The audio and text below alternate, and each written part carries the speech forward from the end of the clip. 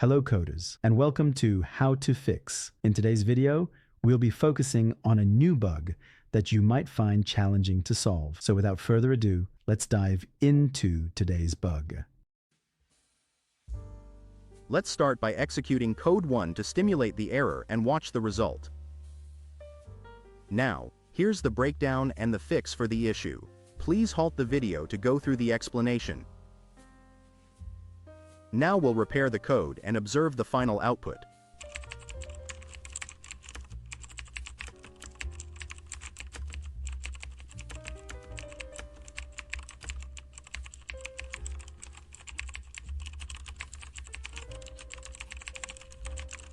And voila! The code is working as it should and our output is spot on. The error has disappeared. That wraps up our video for today. If this video was of help, don't hesitate to hit the like button and subscribe to our channel for more programming fix videos.